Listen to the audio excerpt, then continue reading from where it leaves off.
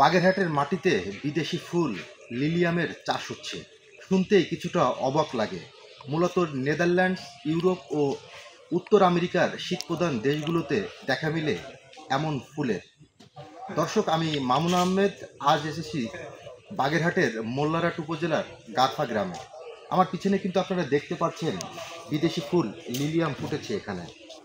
এখানকার যিনি উদ্যোক্তা, ইঞ্জিনিয়ার ফয়সাল আহমেদ, মূলত তার উদ্যোগেই উনি বাণিজ্যিকভাবেই ছোট পরিসরে লিলিয়াম ফুলের চাষটি শুরু করেছেন এবং আগামীতে আরও বড় পরিসরে উনি চাষ করবেন বলে আমাদের জানিয়েছেন।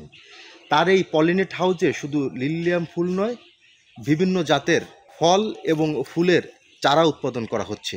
আমরা একটু সরাসরি তার সাথে কথা বলে জানার চেষ্টা করব আসলে কি উদ্দেশ্যে, কি কারণে মূলত এই বিদেশি ফুলের চাষটা এখানে তিনি করলেন।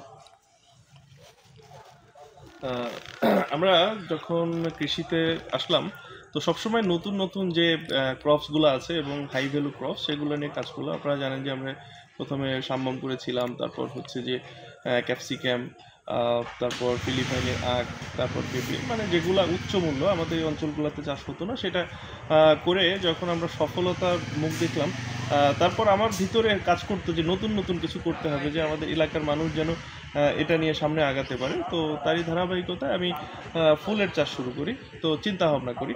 তো এটা যখন চিন্তা করলাম এবং এই ফুলটা নিয়ে অনেক ভাবতাম আমি, যে এটা যেহেতু বাইরের থেকে ইম্পোর্ট হয়, যেমন শীতপ্রধান দেশ চায়না থেকে রিসেন্টলি ইম্পোর্ট হচ্ছে এবং প্রতিটি ফুল 250 থেকে 300 টাকা মার্কেটে বিক্রি হচ্ছে, এটা ঢাকার মার্কেটে বিক্রি হয়। তো সেইখানে যে এত উচ্চ মূল্যের একটা ফুল, যেটা আমাদের বাংলাদেশে সর্বোচ্চ এত দামে কোনো ফুল বিক্রি হয় না, তো সেই হিসেবে আমি হচ্ছে যে লালতিরের সাথে যোগাযোগ করি। ওনারা হচ্ছে আমাকে নেদারল্যান্ডস থেকে 400টি ভাল্ব এনে দেন, 200 করে। 200টা একটা ভ্যারাইটি, আর 200 অন্য ভ্যারাইটি, দুইটা ভ্যারাইটি ছিল। তো এখানে আমরা চাষ করে যেটা পেলাম, যে আমাদের এখানে 35 ডিগ্রি সেলসিয়াসের মতো ছিল আমাদের পলিনেট হাউসের ভিতরে। তো এখানে হচ্ছে যে আপনার মাত্র 33 দিনের ভিতরে আমাদের এই ফুলগুলো হারভেস্ট উপযুক্ত হয়েছে, যেখানে আপনার এই সমস্ত শীতপ্রধান দেশ, যেখানে 3 ডিগ্রি সেলসিয়াসে উৎপন্ন হয় এই ফুলগুলা, তো সেইখানে থেকে আমাদের এখানে 35 ডিগ্রি সেলসিয়াসে মাত্র 33 দিনে হয়েছে, এবং তাদের কিন্তু 60 থেকে 65 দিন লাগে। তো এটা আসলে অবিশ্বাস্য একটা ব্যাপার, এবং আমাদের এই অঞ্চলের এই মাটিতে, বাগেরহাটের মাটিতে এত ভালো হচ্ছে, এটা আমাদের কিন্তু ভাবায়। তো আসলে এই ফুলটা তো আসলে শীতপ্রধান দেশের ফুল। জি জি আমরা জানি যে শীতপ্রধান যে দেশগুলো রয়েছে সেখানে -ডিগ্রিতে তাপমাত্রা চলে যায় এবং সেখানে বরফ পড়ে। তো সেই আবহাওয়ায়, বাংলাদেশের এই আবহাওয়ায় এই ফুলটি বাণিজ্যিকভাবে বড় পরিসরে আসলে করা সম্ভব কিনা, কেমনটি দেখছেন আপনি?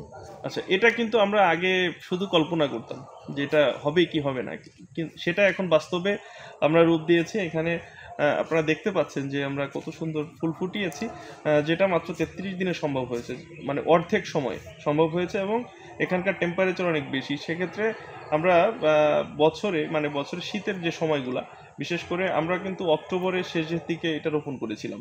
তো অক্টোবরের থেকে জানুয়ারি পর্যন্ত আপনি কিন্তু 3বার এই ফুলটা চাষ করতে পারবেন একই জমিতে। এটা একটা পজিটিভ বিষয়।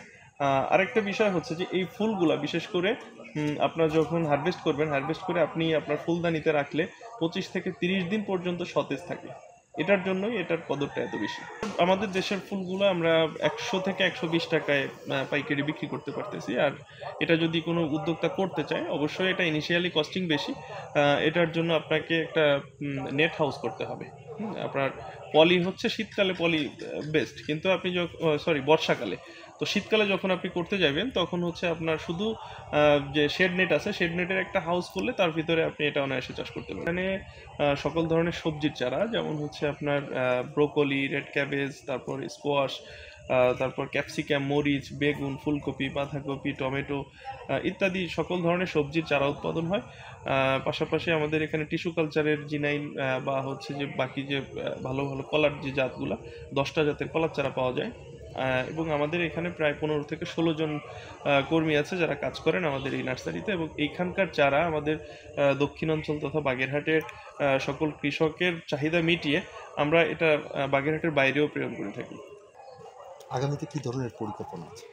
আগামীতে আসলে কৃষির বিপ্লবের কথা আমরা বলে থাকি, কিন্তু আমরা সেই কাজটাই দিকে এগিয়ে যাচ্ছি যে আমাদের দক্ষিণাঞ্চল শুধু আমি একা না, আমি যেন আরও অন্যান্য যে উদ্যোক্তা আছে তাদের নিয়ে সামনে এগিয়ে যেতে পারি। আমি সেইভাবেই কাজ করছি, উদ্যোক্তাদের নিয়ে আমরা বিভিন্ন সময়ে বিভিন্ন মিটিং করি। আমি যে জিনিসগুলো শিখেছি তাদের শিখাই। তো এইভাবে সবাইকে নিয়ে আমাদের এই অঞ্চলের যে অবহেলিত কৃষকরা আছে তাদের নিয়ে আমার অনেক দূর এগিয়ে যাওয়ার ইচ্ছা, এবং শুধু দেশে না, দেশের গণ্ডি পেরিয়ে আমরা বিদেশেও আমাদের এই যে ফুল বা আমাদের বাগেরহাটের যে সবজিগুলো এটা রপ্তানি করার চিন্তা ভাবনা আমাদের আছে। আমি লিলিয়াম ফুলের চারা নিজেই রোপণ করছি। তো দেখা গেল যে মানে এত সহজে, এত মানে আমার কল্পনার বাহিরে যে এত স্বল্প সময়ে একটা ফুল এভাবে বেড়ে উঠলো বা এভাবে হলো, আমার কল্পনার বাহিরে। কোনো রাসায়নিক সার ব্যবহার ছাড়াই শুধুমাত্র ভার্মি কম্পোস্ট ব্যবহার করে এত সুন্দর একটা ফুল রোপণ করা যায়। আসলে এটা আমার নিজেকে আনন্দিত মনে হচ্ছে যে আসলে কতটা সুন্দর একটা ফুল।